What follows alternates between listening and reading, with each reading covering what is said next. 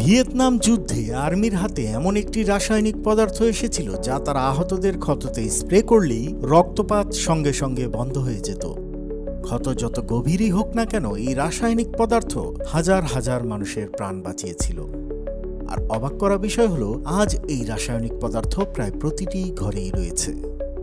আন্তবাণীর আজকের ভিডিওতে আমরা এমন কয়েকটি আবিষ্কারের কথা জানব যা কোনো উদ্দেশ্য নিয়ে নয়, বরং ভুলবশত আবিষ্কার হয়েছিল।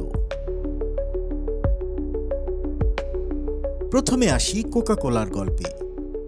কে জানতো যে এক তলোয়ারের আঘাত একদিন পৃথিবীর সবচেয়ে বিখ্যাত সফট ড্রিঙ্ক তৈরি করবে? 1865 সালের কথা। ডক্টর পেমবার্টন, যিনি আমেরিকান আর্মিতে লেফটেন্যান্ট কর্নেল ছিলেন, ব্যাটেল অব কলম্বাসের সময় তার বুকে তলোয়ারের আঘাত পান। এই ক্ষত এত কষ্টের ছিল যে তিনি মরফিন নিতে শুরু করেন। মরফিন তখন একটি আসক্তিকর ওষুধ ছিল, যা তখনই ব্যবহার করা হতো যখন কোনো ওষুধ কাজ করত না। পেমবার্টনের ক্ষত ঠিক হয়ে যায়, কিন্তু তিনি মরফিনের নেশায় আক্রান্ত হয়ে পড়েন। এই নেশা থেকে মুক্তি চাইছিলেন।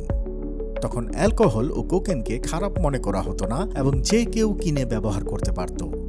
তিনি নিজের জন্য এমন এক ওষুধ তৈরি করেন যাতে কোলা নাটস এবং ডামিয়ানা নামক উদ্ভিদের রস মেশানো হয় এবং তার সাথে কোকেন ও অ্যালকোহলের মিশ্রণ থাকে। এটি অ্যালকোহলিক পানীয়ের পাশাপাশি ব্যথানাশক হিসেবেও কাজ করত।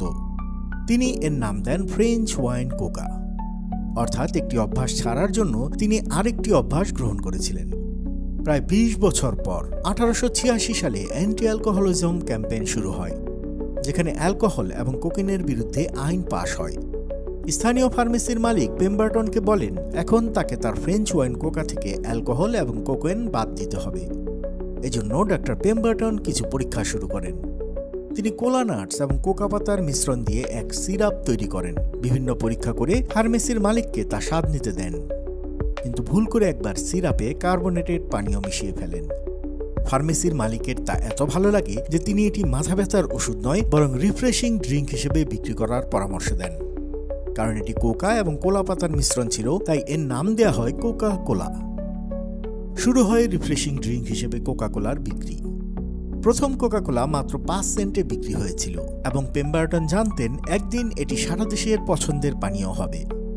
কিন্তু নিজের অসুস্থতা এবং দেউলিয়াত্বের কারণে তিনি এই ড্রিঙ্কের ফর্মুলা বিখ্যাত ব্যবসায়ী আসা গ্রিক স্ক্যান্ডলারের কাছে মাত্র $238 বিক্রি করে দেন। আজ কোকা কোলার বাজার মূল্য $260 বিলিয়ন, যা প্রায় 22,100 বিলিয়ন টাকা। আপনি কি জানেন ভিয়েতনাম যুদ্ধে এমন এক রাসায়নিক ছিল যা হাজার হাজার আহত সৈনিকের প্রাণ বাঁচিয়েছিল? ডাক্তাররা প্রথমে সাহায্য হিসেবে এই রাসায়নিক সৈনিকদের ক্ষততে স্প্রে করতেন, যা সঙ্গে সঙ্গে রক্তপাত বন্ধ করে দিত। এই রাসায়নিক আর কিছু নয়, এটি হলো সুপার গ্লু। আজ এটি প্রতিটি ঘরে রয়েছে এবং মজার বিষয় হলো সুপার গ্লুও ভুলবশত আবিষ্কৃত হয়েছিল। দ্বিতীয় বিশ্বযুদ্ধের সময় সৈনিকদের সবচেয়ে বড় সমস্যা ছিল তারা যখন বন্দুক থেকে গুলি চালাতো, লক্ষ্য সঠিক স্থানে পড়ত না। এই সমস্যার সমাধানের জন্য ইউএস আর্মির এক ধরনের স্বচ্ছ প্লাস্টিকের টার্গেট দরকার ছিল, যার ভেতর দিয়ে দেখা যাবে। এর জন্য একদল রসায়নবিদকে দায়িত্ব দেওয়া হয়, যেখানে ডক্টর হ্যারি কুভারও ছিলেন। তারা স্বচ্ছ প্লাস্টিক তৈরি করতে গিয়ে এমন একটি রাসায়নিক তৈরি করে ফেলেন যা প্রয়োজনের চেয়ে অনেক বেশি আঠালো ছিল। এই রাসায়নিক তখন কোনো কাজেই আসেনি। 9 বছর পর 1951 সালে ডক্টর হ্যারি কুভার যখন কোডাক কোম্পানিতে কাজ করছিলেন, তখন জেট ইঞ্জিনের ক্যানোপি তৈরি নিয়ে এক পরীক্ষা চলছিল। তখন ডক্টর হ্যারি আবার সেই রাসায়নিক সামনে আনেন, কিন্তু এবারও এর অত্যধিক সক্রিয়তার কারণে তা বাতিল হয়ে যায়। হঠাৎ করে কোডাকের আরেকজন রসায়নবিদের রিফ্র্যাক্টোমিটার ভেঙে যায়। তখন হ্যারির মনে হয় তার কাছে এর সমাধান আছে, যা আর কিছু নয়, সেই আঠালো রাসায়নিক। তিনি সেই রাসায়নিক দিয়ে তা মুহূর্তেই জুড়ে দেন। তখন হ্যারি বুঝতে পারেন তার তৈরি রাসায়নিক কয়েক সেকেন্ডে স্থায়ীভাবে জিনিস জুড়ে দিতে পারে এবং এতে না তাপ লাগে না কোনো চাপ। 1958 সালে এটি ইস্টম্যান 910 নামে বাজারে বিক্রি শুরু হয় এবং এরপরে এর নাম রাখা হয় সুপার গ্লু। জিনিসপত্র জোড়ার পাশাপাশি সুপার গ্লু ব্যবহার করা হতে থাকে ফিঙ্গারপ্রিন্ট শনাক্ত করতে। সুপার গ্লু গরম করলে এর ধোঁয়া অদৃশ্য ফিঙ্গারপ্রিন্টের সঙ্গে বিক্রিয়া করে এবং সেটি দৃশ্যমান করে। প্রথম দিকে সুপার গ্লু প্রথমে সাহায্য হিসেবে ক্ষত থেকে রক্তপাত বন্ধ করতে ব্যবহার হতো, তবে দয়া করে এই পদ্ধতিটি ঘরে চেষ্টা করবেন না। আরেকটা জিনিস ভুলবশত আবিষ্কৃত হয়েছে, তা হলো মাইক্রোওয়েভ। দ্বিতীয় বিশ্বযুদ্ধের সময় এক ইঞ্জিনিয়ার পার্সি স্পেন্সার একটি রাডার কোম্পানিতে কাজ করছিলেন। তার কাজ ছিল রাডার সেট তৈরির জন্য একটি ম্যাগনেট্রন বানানো। একদিন তিনি একটি রাডার সেট পরীক্ষা করার সময় লক্ষ্য করলেন তার পকেটে থাকা চকলেট গলে যাচ্ছে। তিনি বুঝতে পারলেন রাডার থেকে আসা মাইক্রোওয়েভ রশ্মি তার পকেটের চকলেট গলিয়ে ফেলেছে। এরপর তিনি অন্যান্য খাবার যেমন পপকর্ন এবং ডিমের ওপর এটি পরীক্ষা করেন এবং ফলাফলও একই রকম আসে। এই ভাবনা থেকে তিনি মাইক্রোওয়েভ ওভেন তৈরির দিকে অগ্রসর হন। 1945 সালে তিনি প্রথম মাইক্রোওয়েভ পেটেন্টের জন্য আবেদন করেন এবং 1947 সালে প্রথম মাইক্রোওয়েভ ওভেন তৈরি করা হয়। প্রথম মাইক্রোওয়েভের ওজন ছিল প্রায় 340 কেজি এবং উচ্চতা ছিল প্রায় 6 ফুট।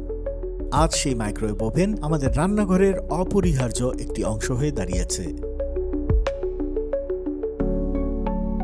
আপনি কি জানেন পেসমেকারও ভুলবশত আবিষ্কৃত হয়েছিল?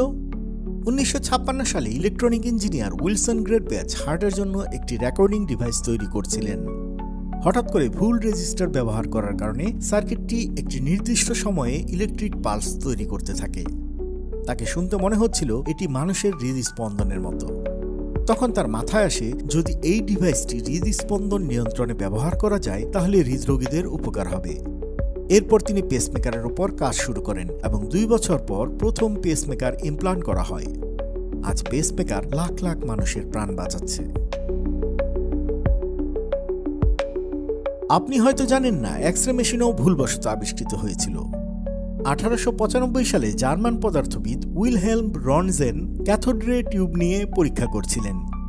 তিনি লক্ষ্য করলেন যখন টিউব চালু করা হয় তখন পাশে রাখা ফ্লোরোসেন্ট স্ক্রিন জ্বলে ওঠে। তার চারপাশে কোনো দৃশ্যমান আলো না থাকলেও স্ক্রিনটি আলোকিত হচ্ছিল। তিনি পরীক্ষা করে দেখেন অজানা এক রশ্মি স্ক্রিনটিকে আলোকিত করছে। তিনি এই রশ্মিকে এক্স-রে নাম দেন। পরে যখন তিনি তার স্ত্রীর হাতকে এক্স-রে করে ছবি তোলেন তখন হাড়ের ছবি পরিষ্কার দেখা যায়। এই ভুলবশত আবিষ্কার চিকিৎসা ক্ষেত্রে এক বিপ্লব ঘটায় এবং রোগ নির্ণয়ে নতুন দিগন্ত উন্মোচন করে। আপনি যেটি প্রতিদিন সকালে ব্রাশ করার সময় ব্যবহার করেন সেই টুথপেস্টও কিন্তু ভুলবশত আবিষ্কৃত হয়েছিল। প্রাচীনকালে মিশরীয়রা দাঁত পরিষ্কার করার জন্য পাউডার ব্যবহার করত। 1824 সালে পিই ব্রাশার নামের এক ডেন্টিস্ট এমন একটি মিশ্রণ তৈরি করেন যা দাঁতের ক্ষয় রোধ করতে পারে, কিন্তু তখনও তা পাউডার আকারেই ছিল। 1873 সালে কোলগেট কোম্পানি প্রথমবারের মতো টুথপেস্ট তৈরি করে এবং তা জারে বিক্রি করতে শুরু করে।